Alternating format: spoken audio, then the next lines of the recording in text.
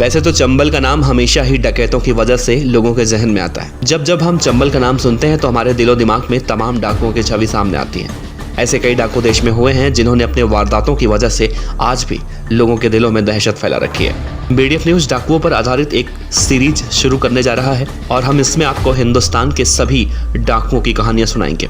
आज की इस कड़ी में हम आपको चंबल घाटी के कुख्यात डाकू निर्भय सिंह गुर्जर के जीवन के दास्तान बताएंगे। निर्भय सिंह गुर्जर चंबल के बीहड़ों का एक खतरनाक डकैत था और निर्भय गुर्जर को चंबल के डाकुओं का आखिरी डाकू भी कहा जाता है। एक जमाने में निर्भय गुर्जर का आतंक चंबल में फैला हुआ था।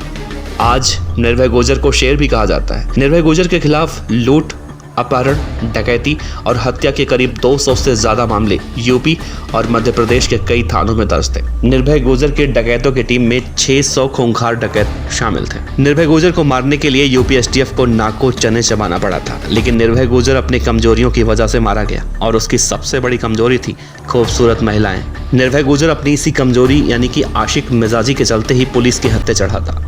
निर्भय गुर्जर का जन्म 1961 में यूपी के इटावा के एक गांव गंगादासपुर में एक गरीब परिवार में हुआ। इसके पिता के पास 7 से 8 बीघे जमीन थी, आमदनी कम थी और परिवार बहुत बड़ा। निर्भय सिंह गुर्जर ने पहले छोटी मोटी चोरी की वारदातों को अंजाम देना शुरू कर दिया और निर्भय गुर्जर के खिलाफ पहला मुकदमा दर्ज हुआ 1989 में यूपी के जालौन जिले के एक थाने में डकैती के आरोप में। और उसके बाद तो यूपी और मध्य प्रदेश का निर्भय गुर्जर सबसे बड़ा डाकू बन गया। निर्भय गुर्जर इतना खतरनाक डाकू था कि वो कई राज्यों की पुलिस के लिए 30 सालों तक सरदर्द बना रहा। निर्भय सिंह गुर्जर का गैंग फिरौती के लिए अपहरण करता और फिरौती की रकम नहीं मिलती तो कत्ल कर दिया करता। डाकू निर्भय सिंह के गिरोह में वैसे तो बहुत सारे लोग थे, लेकिन 7 लोग ऐसे थे जो उसके बहुत ज्यादा खास माने जाते थे, जिसमें युद्ध सिंह उर्फ लाठीवाला, श्याम जाटव, सरला, नीलम, मंगल सिंह और सोबरन सिंह, ये सब उसके खास गुर्गे थे। निर्भय गुर्जर लड़कियों और शराब का बहुत तगड़ा शौकीन था। उसके साथ उसकी माशूका सरला और नीलम हमेशा रहा करती थी। और सबसे अजीब बात यह है कि निर्भय गुर्जर अपनी माशूकाओं का भी अपहरण ही करके लाया था। इन दोनों के अलावा सीमा परिहार, मुन्नी पांडे और पार्वती पंचम को भी उसने प्रेमिका बनाया था। निर्भय गुर्जर को खुश करने के लिए उसकी प्रेमिकाएं जीन्स और टी-शर्ट पहना करती थी।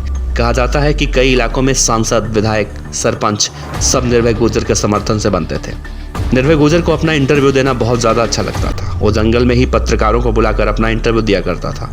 कहा जाता है कि निर्भय गुर्जर ने समाजवादी पार्टी के शीर्ष नेता को अपना भाई कह दिया था। डाकू निर्भय गुर्जर ने एक बार तो ये ऐलान कर दिया कि समाजवादी पार्टी उसे चुनाव लड़ने के लिए टिकट भी दे सकती है। डाकू निर्भय सिंह के इस ऐलान के बाद उसके सफाई का अभियान शुरू हो गया और उसके बाद रखा गया उत्तर प्रदेश और मध्य प्रदेश सरकार की तरफ से डाकू निर्भय सिंह गुर्जर के ऊपर 2.5 लाख रुपए का इनाम। इधर निर्भय के गोद लिए हुए बेटे श्याम का अफेयर उसी की माशूका नीलम से शुरू हो चुका था और साल 2005 में इस तथाकथित गैंग का उत्तराधिकारी कहा जाने वाला उसका मुंह बोला बेटा श्याम उसी की माशूका को लेकर फरार हो गया। और इधर जालौन में पुलिस मुस्तैद हो चुकी थी और निर्भय सिंह गुर्जर के कई ठिकानों पर छापेमारी कर रही थी और मुठभेड़ का सिलसिला भी शुरू हुआ, जिसमें निर्भय सिंह गुर्जर का करीबी साथी बुद्धा सिंह लाठीवाला मारा गया। धीरे धीरे उसके गैंग का सफाया होने लगा तो निर्भय सिंह गुर्जर जालौन के औरैया की तरफ रवाना होने लगा और नवंबर 2005 में औरैया के अजीतमल के पास चंबल में यूपी पुलिस की एसटीएफ ने डाकू निर्भय सिंह गुर्जर का एक एनकाउंटर में खात्मा कर दिया। निर्भय सिंह गुर्जर को लेकर आपकी क्या राय है, कमेंट बॉक्स में ज़रूर बताइएगा और आपको हम अगली कड़ी में फिर किसी बड़े डाकू की कहानी सुनाएंगे।